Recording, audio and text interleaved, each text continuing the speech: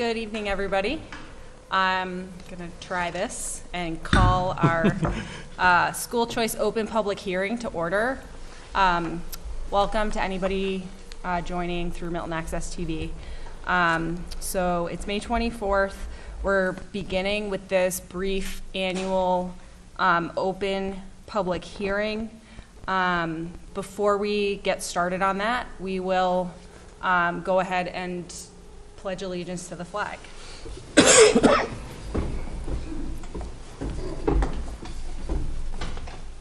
allegiance to the flag of the United States of America and to the republic for which it stands, one nation, under God, indivisible, with liberty and justice for all.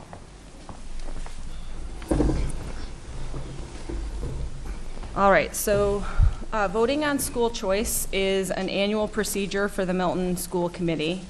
Milton is not currently a school choice district, but I would like to defer to Interim Superintendent McKinney for a brief overview of school choice. So the school choice policy allows students from other area schools or towns to apply for admission into a number of seats that the district makes available for a random drawing. In the past, this is a challenging situation. We've talked about our space needs across the district. The recommendation here would be that we carefully consider making certain number of requests for available spaces given the enrollment challenges that we have here. But the policy, as outlined by JFBB, shows that every school year the administration would determine the number of spaces available for choice students, and then consideration be given from the provisions at a public meeting to review this decision. So right now, given again the space needs and our enrollment, the recommendation is to limit available admissions. Thank you. So we will actually take our vote on this as a school committee once we've begun the regular school committee meeting.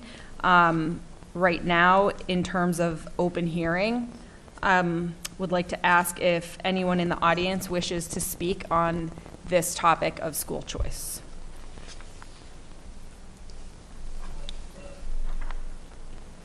Okay.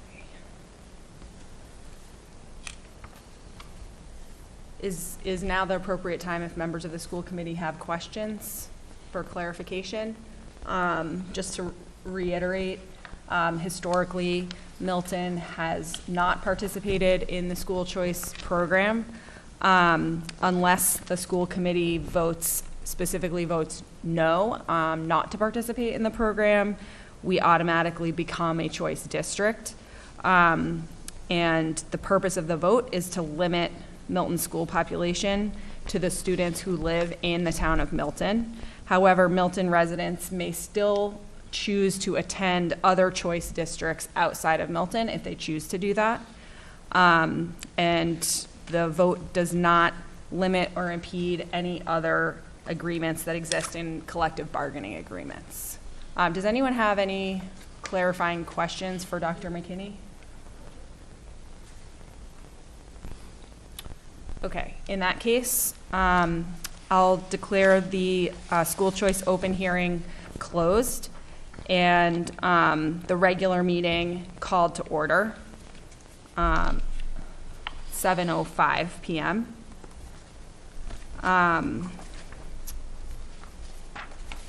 And the first item on our agenda is to approve the agenda for this evening, May 24th, 2023.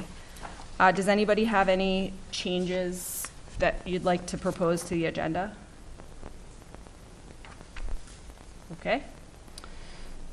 Then that brings us to Citizen Speak. And we are joined this evening by Rebecca Mitchell, Dr. Rebecca Mitchell. Thank you for joining us.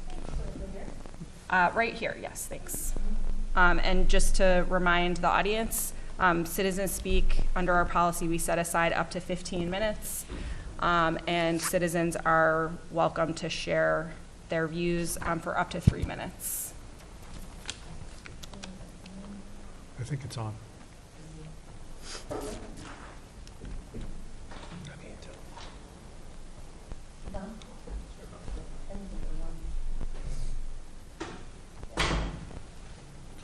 Goes back to there. It doesn't really go here. You don't hear it?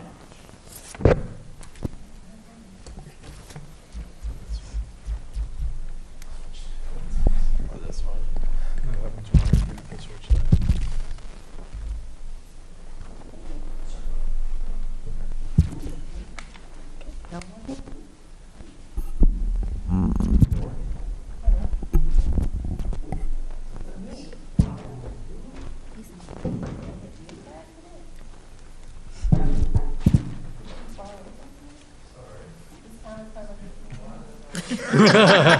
No, it doesn't. No, I don't think you're on the clock.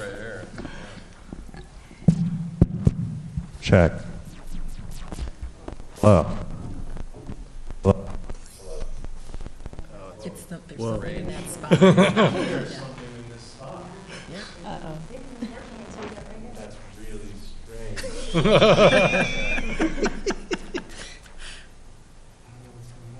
Can we borrow one of those mics? Take mine. So sorry. I'll sit. Hello? Yay, That works a little too well. Hi, my name is Rebecca Mitchell, and I'm a parent of two children, one who went through all Milton Public Schools and is in college, and one is currently a junior at Milton High School. Just a little bit about my background, because it might be relevant. I taught high school math for 8 years in Florida and in Boston Public Schools. And then I got my doctorate in learning and teaching at Harvard Graduate School of Education and was a tenure track professor at Boston College in the Lynch School of Education, helping prepare math teachers. And then I moved to Pine Manor College to be the head of the math department and to teach college level math, where I was until Pine Manor closed last year. I'm currently, again, at Boston College working for the Pine Manor Institute for Student Success, which is a college and career. The piece I'm working on the most is the College and Career Access Program for 8th through 12th graders from under-resourced, underserved communities, and with a summer residential component and a year-long tutoring mentoring program that is free of charge to their families. Why I'm here today is that my son was lucky enough to get tapped to be in the awards ceremony this year. And for example, the Century Club, which is like 100-something of the top unweighted GPAs in the school. And I was looking at the group, and I'm really happy for them and all of their accomplishments, but I noticed very few students of color in this group. And I know that Milton Public Schools is a lot more diverse than what the awards ceremony indicated. So I just wanted to say something about that. I emailed several people, and Karen Cahill got back to me really quickly, so I appreciated that, and shared with me things like the tracks are flexible, which is something that's important, so someone's not stuck in a low-level track always necessarily, that parents can override, which is something that has potential. I'm curious how many do that, how many feel empowered to do that. For example, I'm Latina, and a lot of Latino cultures, we would never question a teacher's decision, and we would never even think to try to override what a teacher would say. So I'm just curious how that ends up playing out in the schools. And I'm curious if the schools, what the schools have done to look K to 12 on how to increase kind of access or the ability of students of color in Milton to be represented at these awards as they are in our schools. Because I know it's not a capacity thing. From years of working primarily with black and brown students, I know that they are brilliant and capable of being there. A lot of my work, especially at Pine Manor, was to convince them of that because they'd been beaten down a lot by messages, implicit and explicit, from teachers and other people in their schools that said they were not. And so I just was curious what the school system was doing in a kind of K through 12 scale to look at these issues. That's okay. Anyway, thank you for your time. Do I go now? Or? Thank you very much. Thank you.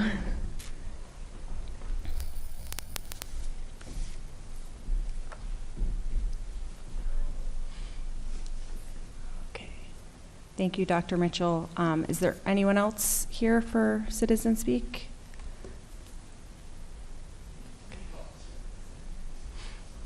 Okay. Well, thank you again for coming and sharing that with us. At this time, we can move into the superintendent's report. Dr. McKinney. First thing on the agenda is the special education program review update.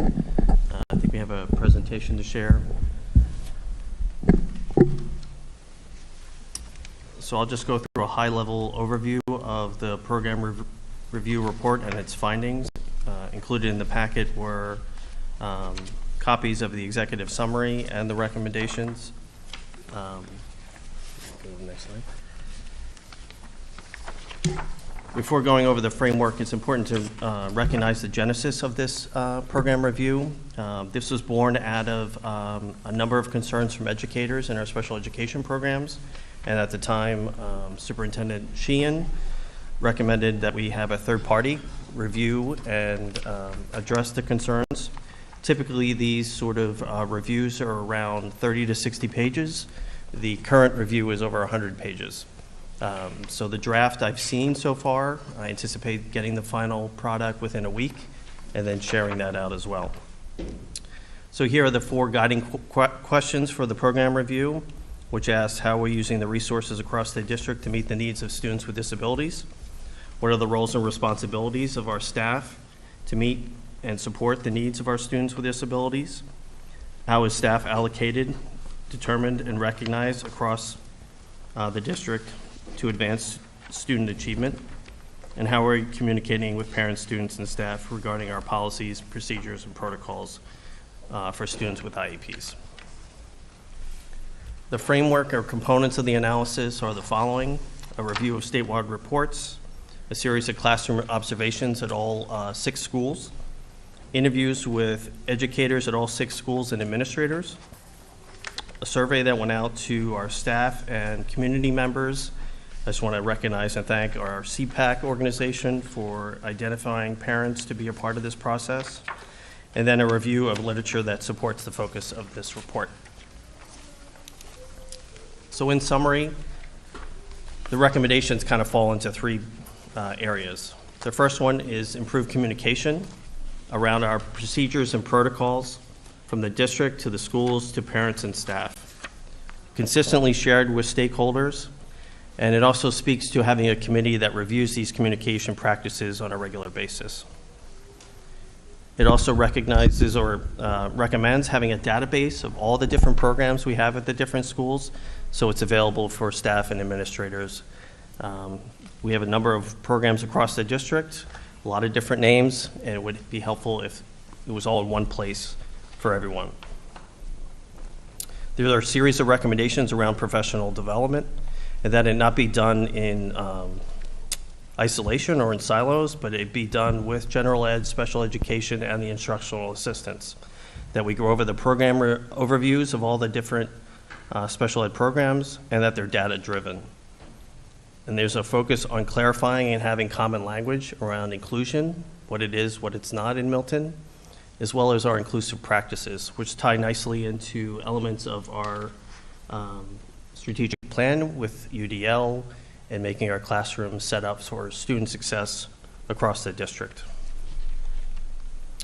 Also, there was recommendation around systematic approaches, improving the entrance and exit criteria and program descriptions, that they're well articulated across the district. It's programmatic, data-driven, and it serves as a guide. And just for clarity, program descriptions usually include the population of students that are in the classroom, eligibility for those programs, what inclusion might look like, curriculum, staffing, so there's consistency across the board. Another piece was around annual training and frequent updates. Some of the feedback was that one large overview at one time during the year may not be adequate, that special education is fluid, that we have more than one time where staff can receive updates, legal overviews, and get the information they need to make key decisions. There was also a recommendation to develop a comprehensive special education strategic plan. So we're planning 3 years out where we want to be in a couple of years that aligns with our strategic plan and also outlines budgetary support. There were consistent themes of concern around programming. We have done some professional development on co-teaching, but there's a need for more. And there were concerns raised around French immersion, staffing, equity practices in terms of helping students who demonstrate challenges in that program. And then there's ongoing concern around the caseloads, not just the numbers of students that special educators provide support to, but also the severity of need. So you could have 20 students on a caseload, then another teacher could have 5 to 10 that feel like 30. So coming to some agreement around parity of caseloads across the board. So moving ahead to next steps, I've shared the PowerPoint you see here, the executive summary and the recommendations with the leadership team. I have a meeting this week with the Milton Special Education Parent Advisory.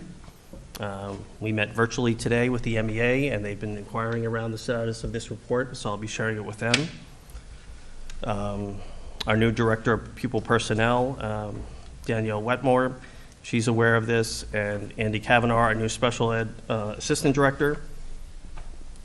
And I'll be working with them to develop a committee to review these findings and work over the next couple of years to implement the recommendations. I've also set up arrangement for the 2 consultants that did this program review. We'll be working with new leadership over the next year as consultants and mentoring to make sure these sort of things continue moving forward and improve. And then working with our MEA leadership, there are a number of JLMs, Joint Labor Management meetings, again, regarding caseloads and workloads, so that we can have a better handle on student need, staff caseloads, staff management, and advocating for additional personnel if necessary. So lastly, I would say that within a week, I'll be able to share the final draft with the committee and it'll be made public. I have some key people reviewing it, including legal counsel. So with that, that is a short presentation and overview of the report. Thank you. Thanks, Dr. McKinney. Does anyone have any questions or comments on this? Dr. Miranda? Yes, thank you. Thank you for the overview of the report. Just wondered if you have given some thought as to how the committee that you're thinking of establishing to review the report and look at recommendations, how that would align or work with the strategic planning subcommittee, just to make sure that there is that alignment and integration. Certainly there could be participation from members of both groups, but I think the ask from the report when I read through it is that that review committee be various stakeholders from across the district in various positions. Right now it seems to go through team chairs or principals. I think there are many talented special educators from service providers, SLPs, OTs, school psychologists that all could be around the table at those committee meetings to work to implement the recommendations. Thank you. Yep.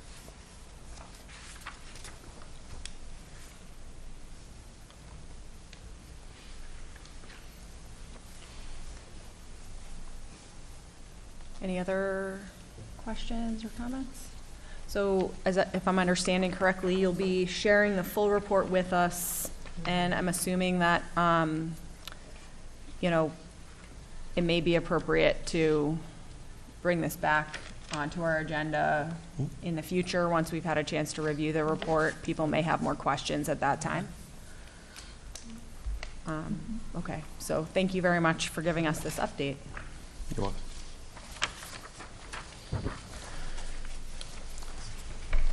So Next. the Unit C, Yep, Dr. Pavlicek.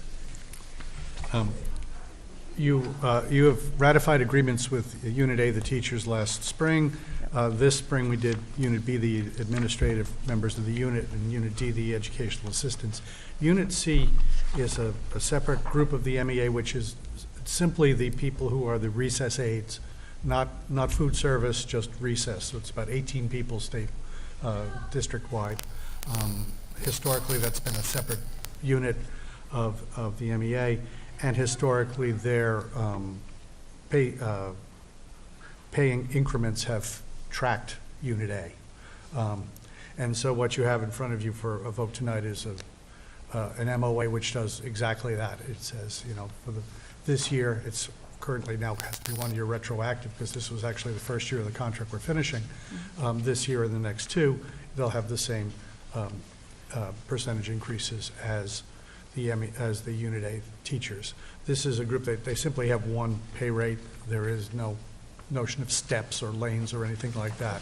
It is simply an hourly rate for the people who work in playgrounds, lunch area.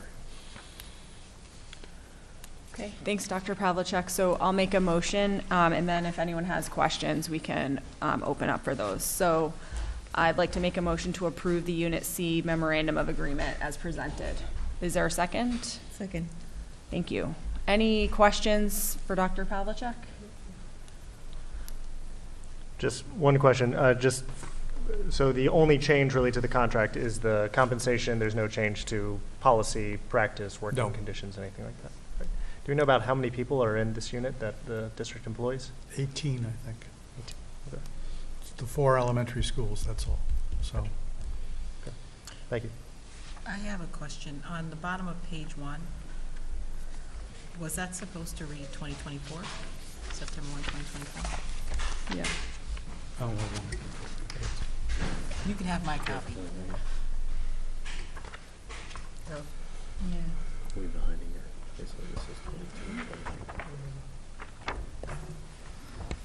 yeah, no, yes, the bottom should be 24. Sorry, there's a typo there. Yep.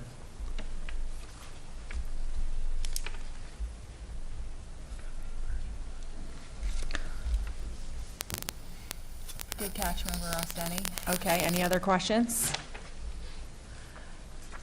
All right, this will be, will this be a roll call vote or just a, It doesn't have to be. okay. You're in We're still person. adjusting to being in person. Okay.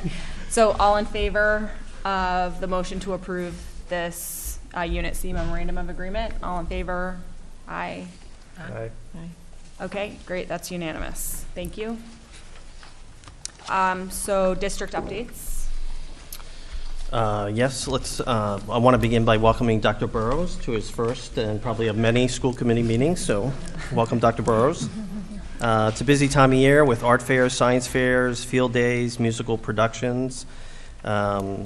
Beginning with our youngest students, to date we've had 238 future kindergarten students visit the schools for kindergarten screening, and we'll see another 70 next week at Tucker's school. In addition, we've had 23 future preschoolers visit the Cunningham School for screening, and Tucker will host the remaining preschoolers for screening on June 7th. This upcoming week is an exciting week for our seniors as they prepare for graduation on June 4th. Don't forget the high school is presenting Mamma Mia on the 25th, 26th, and 27th. The Pierce Players are presenting Newsies on June 1, 2, and 3. Milton High graduation on June 4th at 2 p.m. And we're coming up, believe it or not, to the last day of school on June 21st. With that, that's all the happenings. Okay, thank you. Any questions? Exciting. I think I hear Mamma Mia in the background of this meeting. We practiced that, yes. All right. Thanks, Dr. McKinney, and welcome, Dr. Burrows. Very glad you're here. So in beginning the chair's report, the first item is going back to school choice and that recommendation. So once again, I'll make the motion. If people have questions, we can open it up for discussion at that time. But I'd like to make a motion in light of the recommendation and the overcrowding situation that we're all familiar with, make a motion that Milton not be a school choice district for the FY24 school year. Is there a second? Second. Thank you, Member Loring. All in favor? Okay, thank you. That's unanimous. I skipped right over. Everyone was okay without asking questions. Okay, sorry. I'm still figuring this out. Next up is the discussion and possible recommendation vote for a representative to the Climate Action Planning Committee. I see we're joined by our Select Board Chair, Mike Zulus.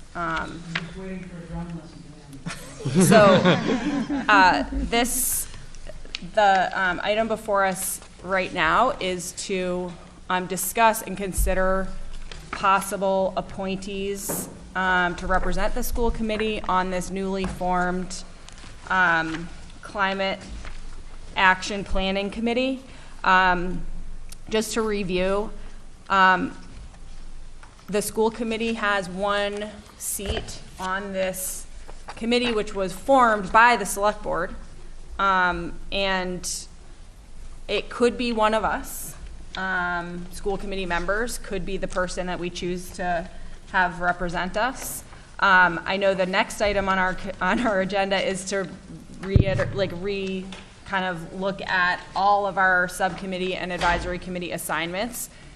The last time we discussed that at our prior meeting, I think we were all recognizing, that we have a lot of committees to cover amongst the 6 of us. So this one's a little bit different in that we are able to appoint someone on our behalf.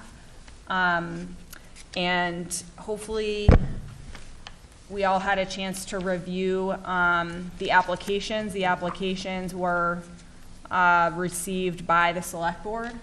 And one of our options would be to first of all see if one of us would like to serve on this committee. If not, to consider the applicants on whether there's someone in this packet that we feel would be particularly well suited to represent the school committee with expertise around climate change and hopefully education. So I think once again, I'm just going to make a motion. We'll have it open on the floor, and then we can discuss because we will need to talk about what we all want to do here. So I'll make a motion to. Actually, never mind. I'm not going to do that because we have to actually determine a name. We'll just talk about it to start with. Mark, Member Loring, go ahead.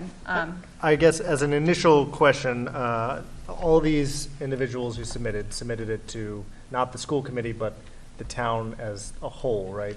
Right, so, because the town is convening the committee. Yes. So do we have any knowledge of if these individuals have been picked by any of the other boards that could nominate somebody, like the select board, people, planning board, ex-planning board members in here? Conservation Commission. In the email I sent out with the applications, there are 3 names that have been selected already by the select board.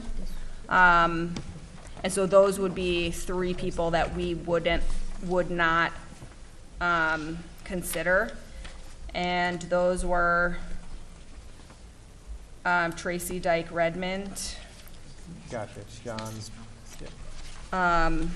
Alex. Dr. Alexander Hasha, I believe. Yep. And the third one. John Godleski. Godleski. Yeah, so those 3 were already selected by the select board.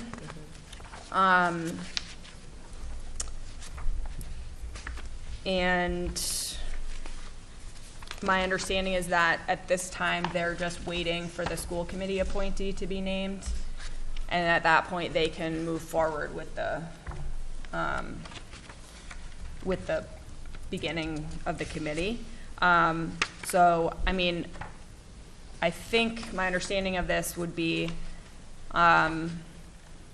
we basically have three options. Again, well, let's just get this maybe out of the way. Do any of us,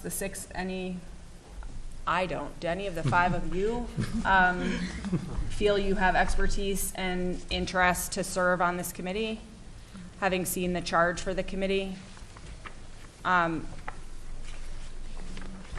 Not compared to these resumes. Okay.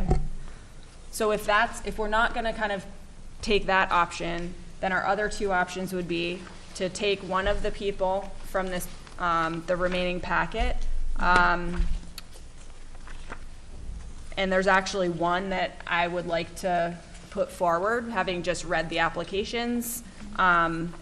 We can discuss that. People may have other ideas, but beyond that, we could also, I believe, choose to appoint someone else, who hasn't necessarily, as you pointed out, Member Loring, like applied through the town.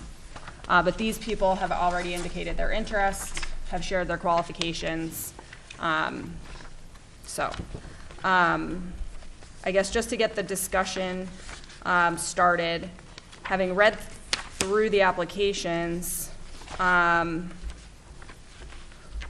one person that I would like to, I guess, nominate for consideration would be Lisa Troy, because I was noticing in what she submitted, which was pretty thorough, that she has, a lengthy career in education, along with, as a science educator, along with current work in renewable energy.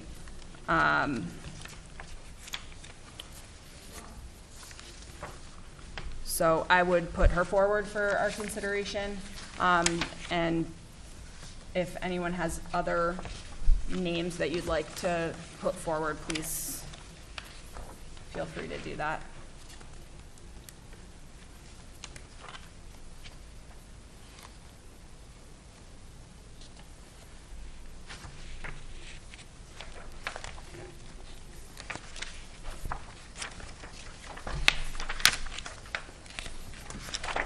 I actually really liked her as well when I was reading through the resumes. So. Great. Any other? Sorry. Go ahead, Member Two. I think she's the only one who also answered two questions to the application. So I really like how thorough her application is, the extensive experience that she has. So I think she would be a great representative. Great, thanks. Any other comments? No, I Are agree. we ready to vote? Yeah. Dr. Murray? No, it's fine. Okay.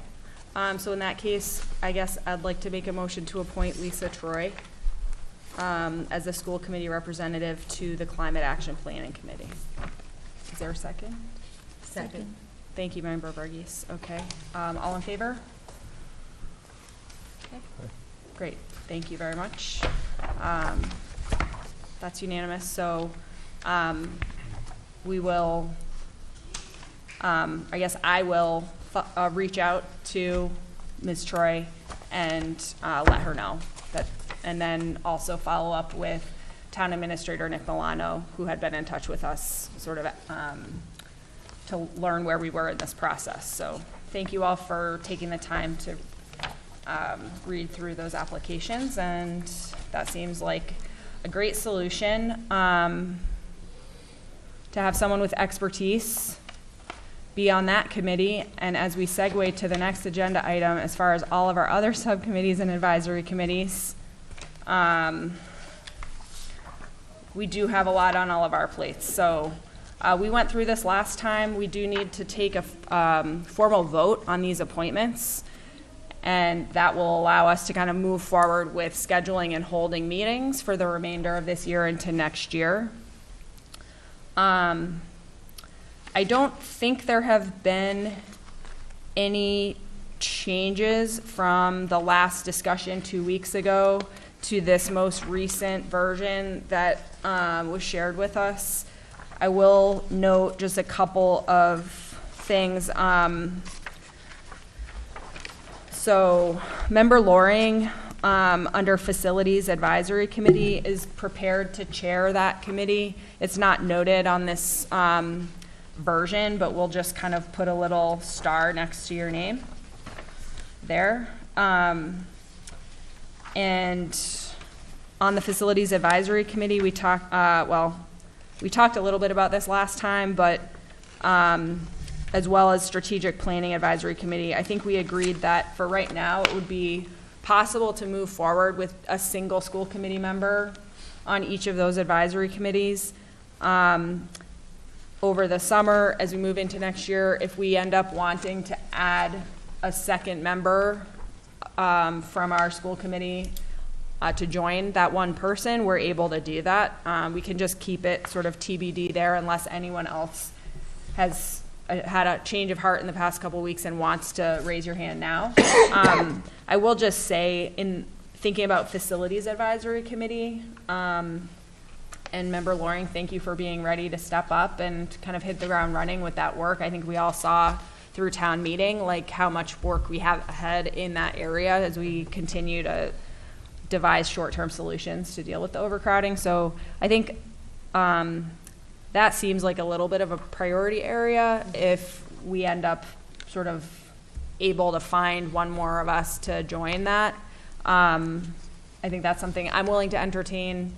That I'm not gonna sort of do that tonight, but I think we'll have continued discussion of getting you a colleague on that sub-advisory committee, recognizing how important that work will be this coming year. And then the last correction here, we have, I'm not sure why, my name is crossed out under Town Capital Improvement. I had agreed to represent us on that, so just, I'll take the strikeout away from my name there, and open up to any other thoughts that any of us have on what you see here. Just a reminder, on the bargaining team, we can stay TBA on that second person there, just because we don't anticipate needing to do much with that team in the short term, thankfully. So that one's fine to stay TBA. Any comments, questions? I'm going to join Member Loring on the Facilities Advisory Committee. Oh, okay. Thanks, Yeah, Member that makes Varghese. sense. That's great.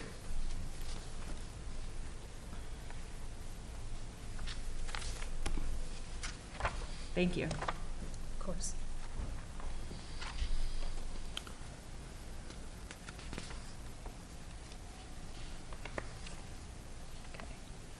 Anything else? Are we ready to go ahead and vote on these appointments?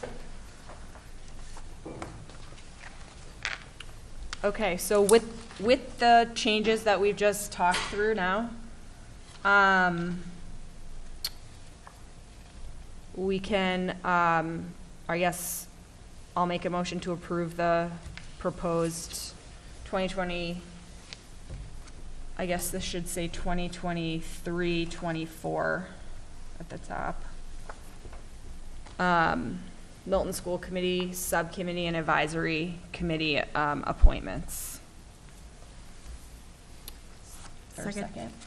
Thanks, Dr. Miranda. Okay. All in favor? All right, great. And for anyone watching at home, I guess just thank you in advance to all of my colleagues on school committee, because although these are all open meetings and they're all posted, they represent a lot of the time that we put into serving on school committee. And I'm sure it's going to be a productive year. So thank you all very much in advance. Okay, next is just a discussion of the summer meeting schedule. So Dr. Burrows, nice to have you here for this continuation of the discussion.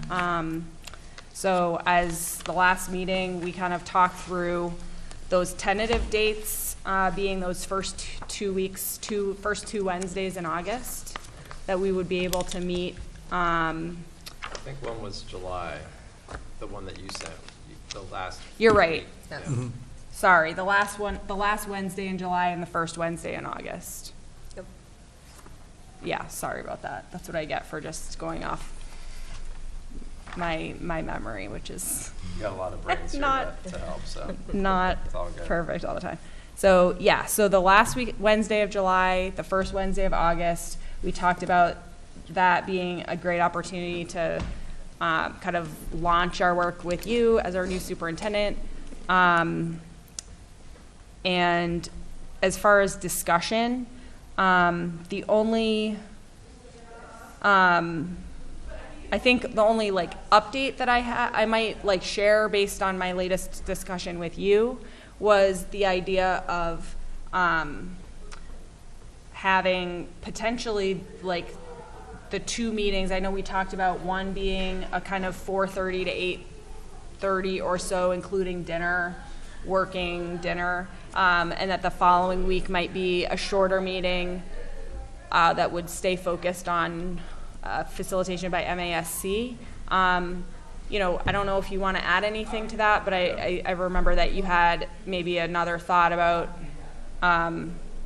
sort of continuing in the work, like as a team, Yeah. and I mean, inviting her to come at a later date. Yeah, I know that she's on vacation, that one MASC trainer that we That- talked to is on that vacation week. both of those days.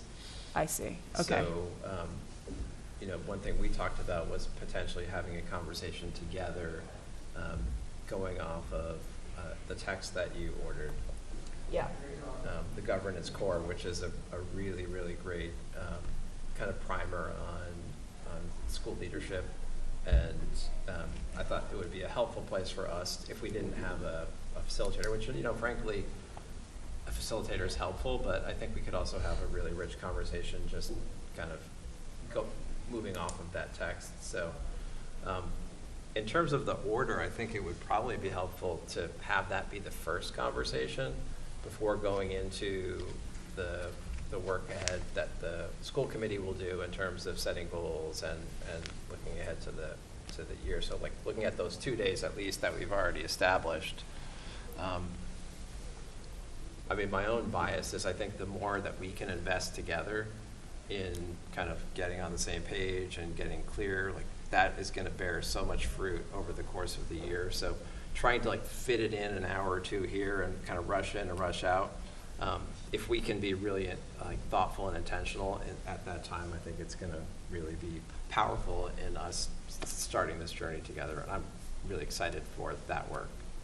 And I think given that we now have a multi-year strategic plan, we shouldn't have a lot of variability from year to year because we now have our guiding document. So I don't think the level of intensity at which we needed to plan last year is necessarily appropriate because we have a strategic plan with goals and timelines and benchmarks. Yeah. That's a great point. So, yeah, so Dr. Burrows had shared the suggestion of this book, The Governance Core by Davis Campbell and Michael Fullen. I just received it. I haven't gotten to read it yet. I just kind of flipped through it. I mean, I'm familiar with these scholars and know that they're really well-respected leading scholars in thinking about this topic of school governance. I think a step would be to just order copies of this for each of us, get them to everybody as far ahead as possible so that people have as much time as possible to read it.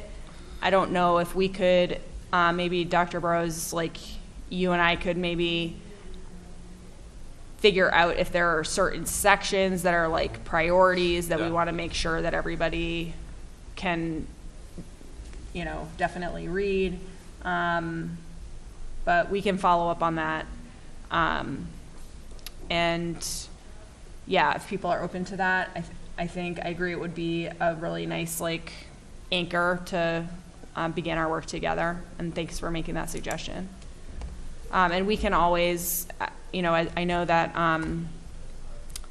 Dorothy Presser from MASC, you know, has indicated her availability, like, as the year goes on. So, for example, one of the topics that we may not really get to in the summer necessarily, but which is on our plate for the coming year, of course, is to conduct the superintendent's evaluation.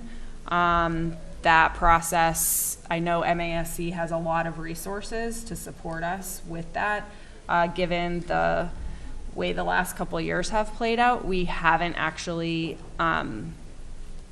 conducted evaluations in the sort of traditional way, just because of all of our turnover with transition. So I think that would be one example of like a brief session that we could invite her to come, you know, and maybe as part of one of our school committee meetings, and share some information with us. So one thing we might be able to do, I guess, would be understand from her like what the different topics are.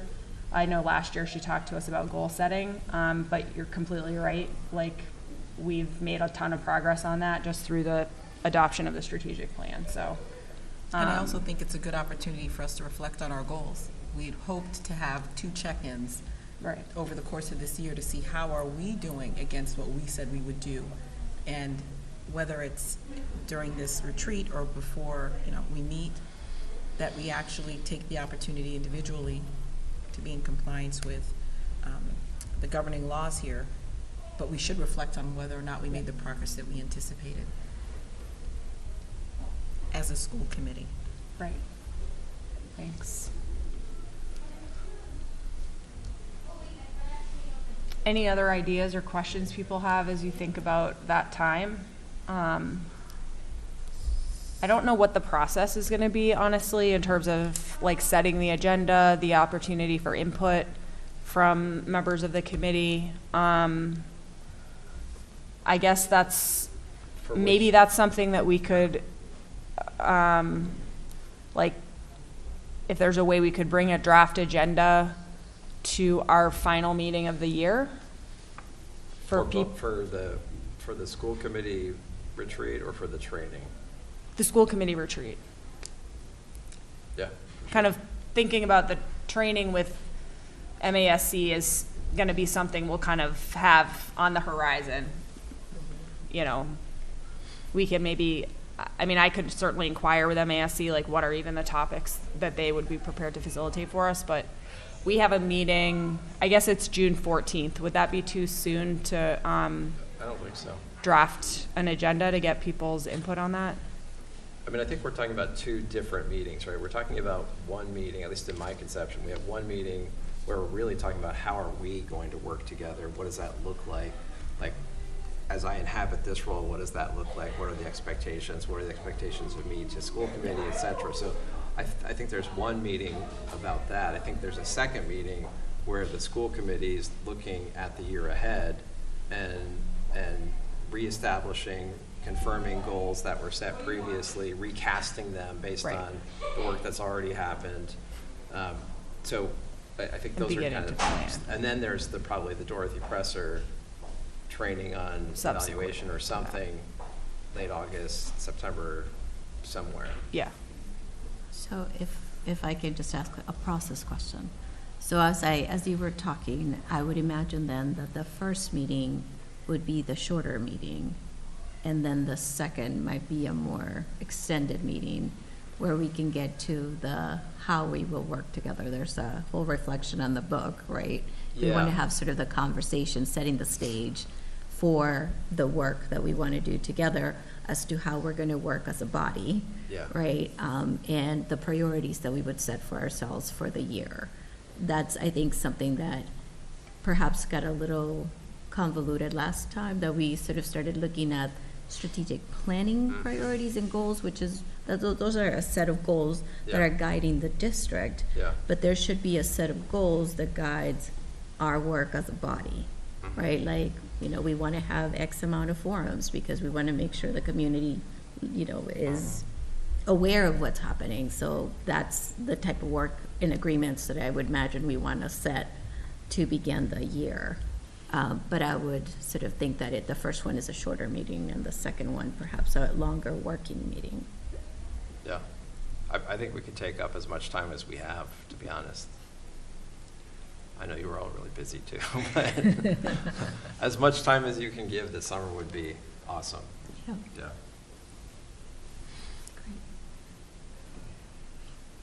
Just to clarify, as a newbie, so all meetings that we're going to have, regardless if it's retreat or any gathering, is going to be in this kind of format, like this camera recording and. The, we did that last the year. retreats are not televised. Okay. So, but they are open meetings, they're posted. And last year we were in the library here upstairs. The year before that we were in here. Members of the community can come, they can listen in. There's no citizen speak portion of the summer working retreat typically. But no, I don't believe that those are televised. They are just open for people to attend. That's how it's been in the past.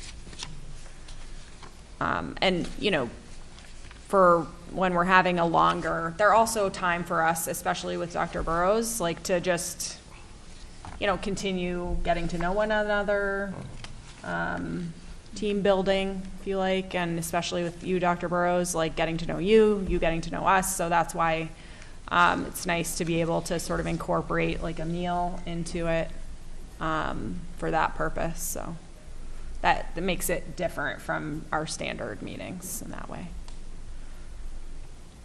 Yeah, it feels different than our meetings, yeah.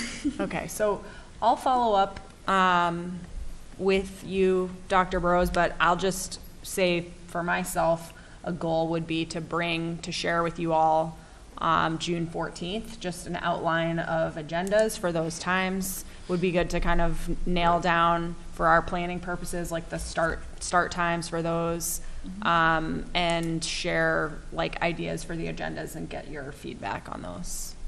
Okay, great. The last item here is approval of vendor warrants. And I think this is under the chair's report because the finance committee hasn't met technically because we just voted our new appointments to be official. I guess for this one time, I can read out the vendor warrants, and going forward, this will happen under finance committee reports. Unless you want to read them. Feel free, Chair Dr. Carroll. We have to do these all separately? No, we can do them in one vote. Okay, because nobody's abstaining from any of these. So, well, unless you choose to, but nobody has to. So we can bundle them. We don't have any conflicts. No conflicts. That's what I was trying to say. Thank you. Okay, so I'll make a motion to approve the following vendor warrants. Warrant 40, payable in the amount of $250,983.23 on April 20th, 2023. Warrant 41 was skipped, it says, so then warrant 42, payable in the amount of $400,707.79 on May 4th, 2023. Warrant 43, payable in the amount of $586,061.73 on May 11th. Warrant 44, payable in the amount of $405,604.62 on May 18th, 2023. And warrant 45, payable in the amount of $425,403.01 on May 25th, 2023. Is there a second? Second. Okay, all in favor?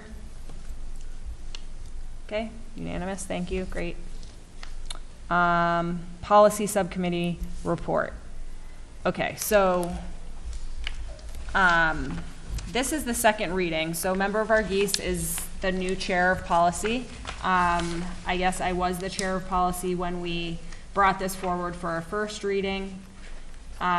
This is policy BHC.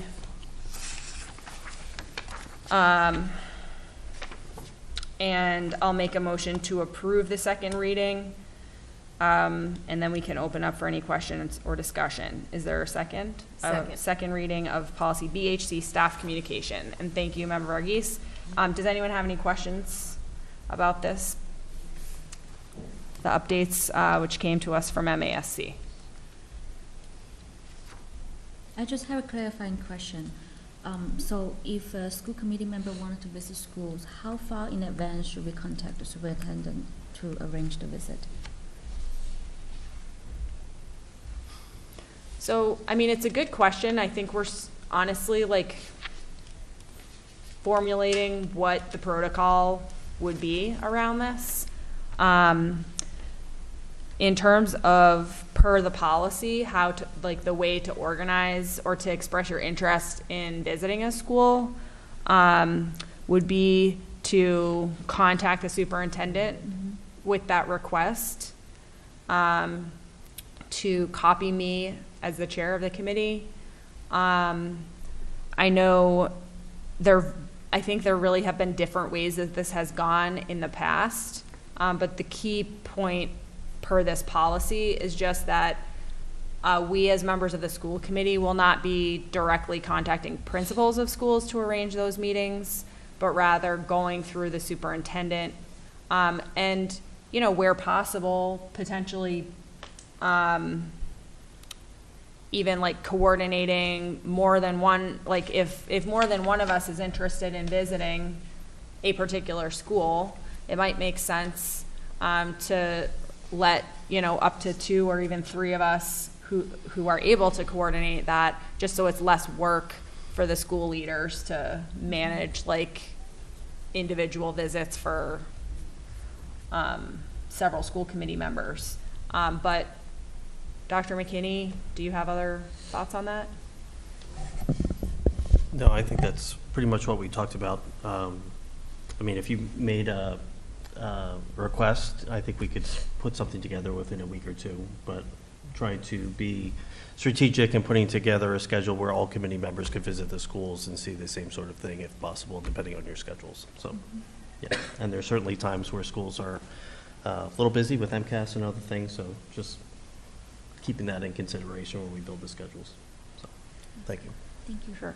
So, I mean, we're coming up to the end of the year. I would say if anybody has interest in visiting particular schools in the coming weeks, like, I would make that request as soon as you can, just so that with all the events and things that are happening, it's possible to, you know, set that up, and recognizing that, you know, especially for newer school committee members, probably won't be possible to visit all of the schools in the next 3 weeks, but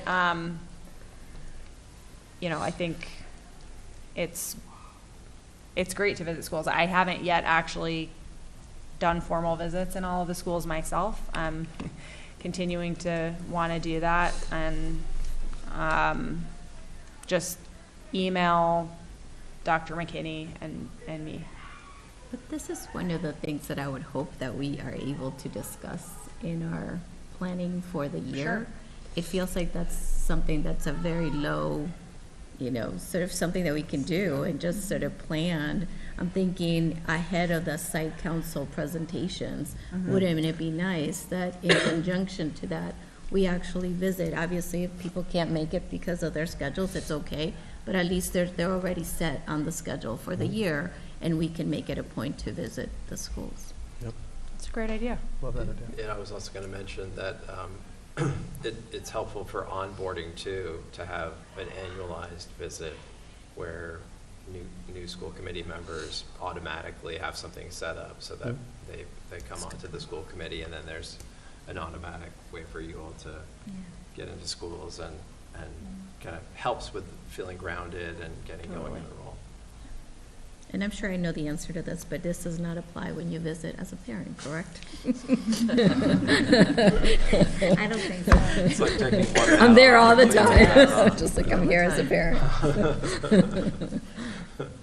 And just to add one thing, you know, it's a hectic time of year coming in to the end of the school year, but, and we're all looking forward to summer, but if there is a day or a time to check out the summer programs, we're open through the summer, and to see the things that we do for kids, I also think is an important opportunity as well, so.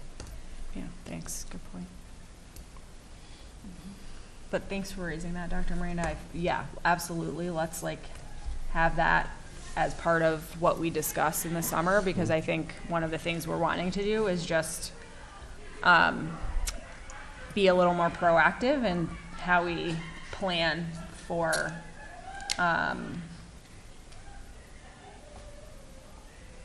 helping us all stay informed, and if it can also support onboarding, then that's also, of course, really helpful. So make a note of that. What's happening out there sounds really a lot more fun. Yeah. So, And they brought food. I did see that on my way in today, so. any other questions on this policy before we're ready to vote? Okay, so we have a motion on the floor, so all in favor of, Need a second? where's the wording? Of approving the second reading of policy BHC. All in favor? Okay, great, thank you. Unanimous. Member Ross Denny, Curriculum and Instruction Advisory Committee report.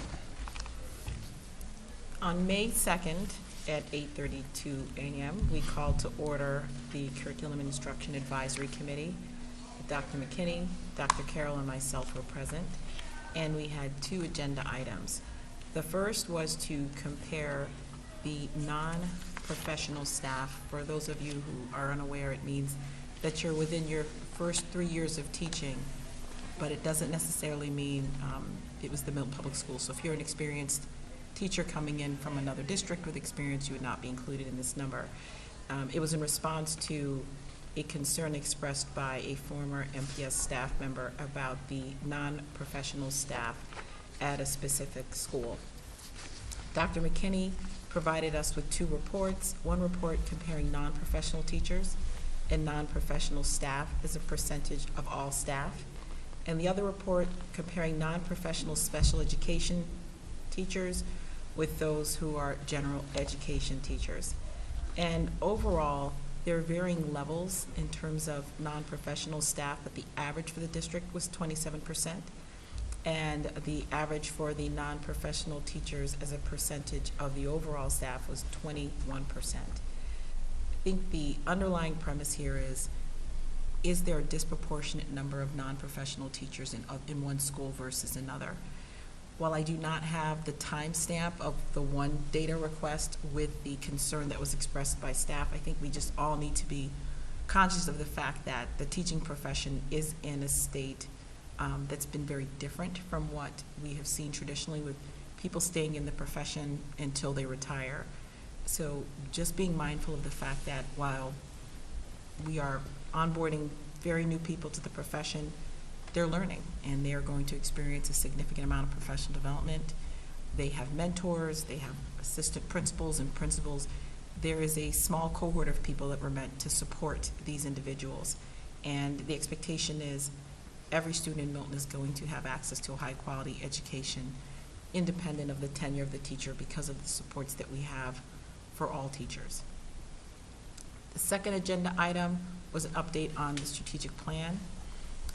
As many of you are aware, there are 3 pillars: personalized learning, safe and supportive schools, and equity in learning. While the update itself was presented in a document that's way too long to share right now, I'm going to just go through a few highlights. Under personalized learning, this past school year, MPS leadership began professional development on personalized learning, facilitated by Cindy Tamor, who is a former superintendent of the Melrose Public Schools, and following good practice, these were not one-shot deals. It happened over the course of a school year. As you may remember, the school committee hosted a forum on personalized learning where we invited MPS faculty to present to the community so they have a better understanding of what it entails. MPS faculty also experienced professional development on data analysis offered by the DataWise program out of the Harvard Graduate School of Education. And last but not least, the personalized learning team created a website for staff and family members to identify resources as well as to gain a better understanding of what it means to engage in personalized learning. Under the Safe and Supportive Schools pillar, our faculty have completed a classroom of the CALM classroom training, and 2 teachers in every building have been identified to participate in a train the trainer model. And they are also assisting as being the go-to person for leaders, go-to person for teachers who have questions about that training. And then last, in terms of equity in learning, we spent a significant amount of time talking about the data that was presented by the Milton Coalition, and specifically around bullying of LGBTQ+ students as well as Black students. And Dr. McKinney was able to share with us that he has been in contact with Principal Karen Cahill at the high school. And in addition to looking at the Milton Coalition data, she'll be looking at all of the data sources that we have around this topic. And the expectation is that she will triangulate what are the issues that are most salient and that she plans on addressing, along with a plan by the end of this school year. So we look forward to hearing, whether it's over the summer at the beginning or at the beginning of the subsequent school year, what the high school's intentions are for addressing this data. And then we adjourn around 9 o'clock.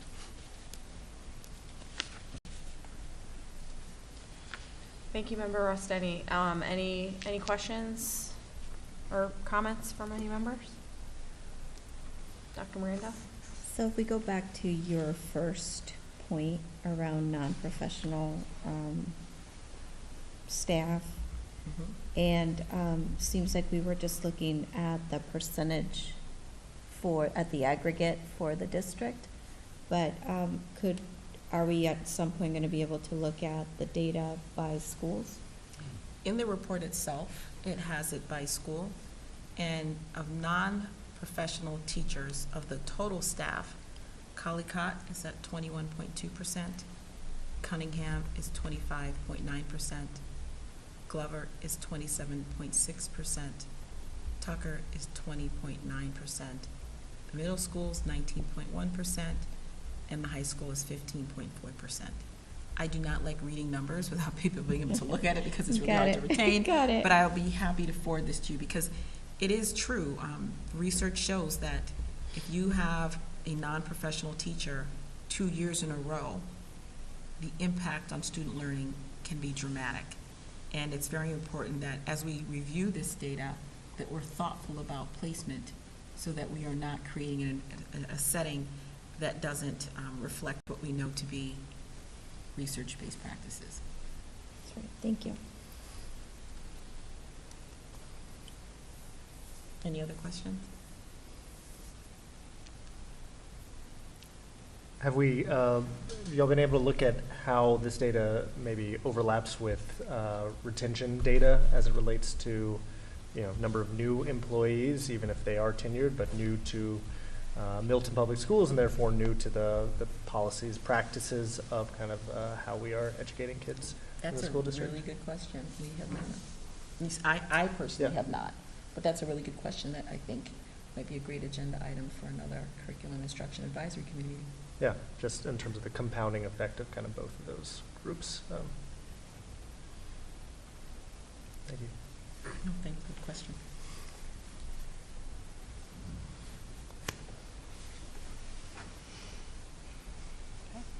Thank you. If there's no more questions or comments on that report, then we can move on to approval of minutes. We have one set of minutes for May 10th. here somewhere. Yes, sorry. May 10th, 2023. Did everyone have a chance to review these? Okay, so I'll make a motion to approve the minutes of May 10th, 2023 Milton School Committee meeting. Is there a second? Second.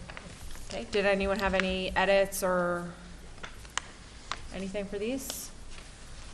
All right, great, then we can go ahead and vote. All in favor of approving these? All opposed? All abstain? Okay. Yes. Great. That just leads to next meeting agenda. All right, so our next meeting will be June 7th at 7 p.m. here in person, because prior to that meeting, we have the retirees reception, which will be here at the courtyard downstairs. In terms of agenda items, will we have a finance? Will you be meeting before then, do you think? I would love to. With Dr. Pavlich, yes, we will have a meeting. Okay. Facilities will be meeting. Would you like to have a report at that meeting? Sure. Okay.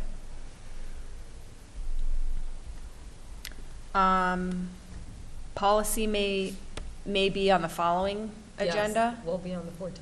Okay. Health and wellness,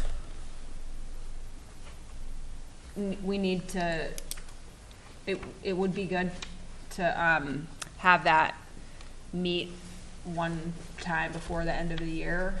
But Dr. Miranda, I'll follow up with you and with you, Member Varghese, to sort of hand off the scheduling of that. And either way, we won't have it on our next agenda, but maybe try to have that on the 14th if possible, if you've had a chance to meet before then, hopefully.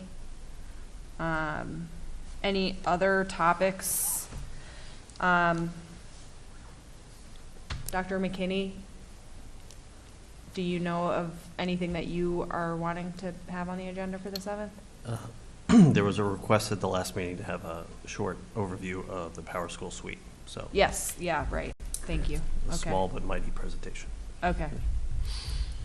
Any other requests, school committee members? I don't know if June is the time to do it, but I'm always interested in, as we're approaching next year, just hiring and, where we're at with openings, experience of hires, diversity of hires, just any and all of that stuff as we approach, before it's August, September. Obviously, it's way too late to raise any flags at that point. Is that something we could get just a quick status update on at one of those next two meetings?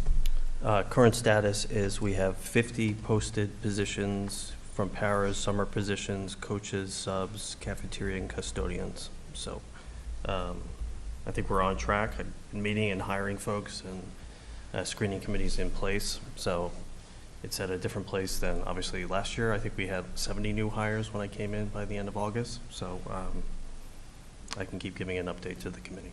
Okay. Thank you. Yep. If anyone thinks of other topics or you have questions about things that you want to see on the agenda, please just let me know. We still have time to add things over the next week. I have one more question. Yes. Is the meeting on June 14th in person or online? Well, so let's, we can talk about that now. What preferences do you all have? Because we know next week is going to be in person just because we're going to be here for the reception right before. I'm definitely willing to enter. Are there people who would have a preference either way between in person or online for June 14th? I prefer online. It gives me a lot more flexibility with my schedule. Yes. I Same, prefer online also. okay? You do have facilities advisory from 5:30 to 6:30 on that day, and that's in person, I believe. Then I guess we're in person. So, We could do that and run home, you know. or- Member Loring and Member Varghese. We'll just be here by ourselves and you guys can come. I think you will be able to get home in half hour, right? Yeah, okay. Why don't we say this, we'll like tentatively plan to have that one be on Zoom?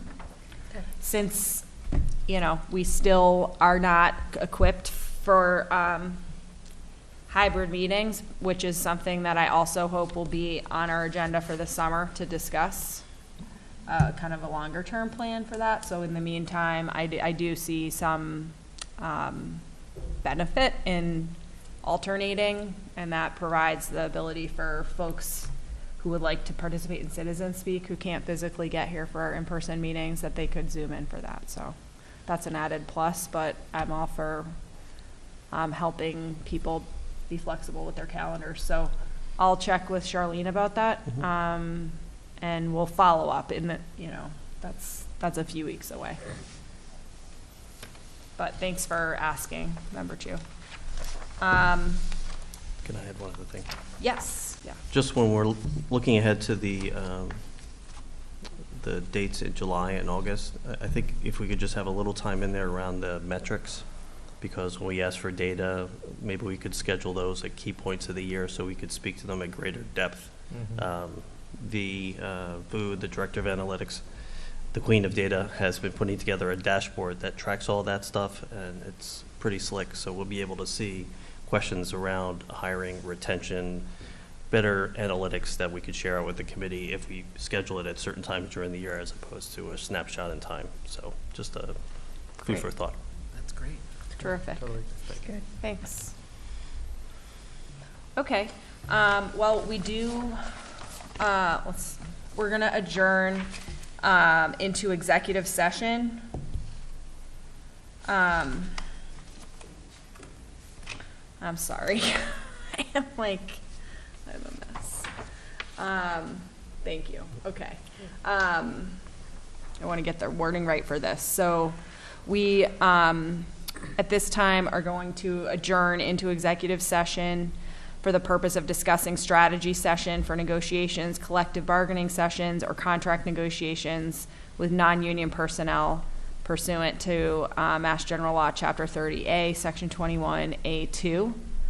I will make that motion. Not to return to open session, but to Thank you, Dr. adjourn Pavlicek. directly from Not to executive return to session. open session, but to adjourn directly from executive session. I'll make that motion. Is there a second? A second. Okay, thank you. All in favor? All right, so thank you very much. Good evening, everybody.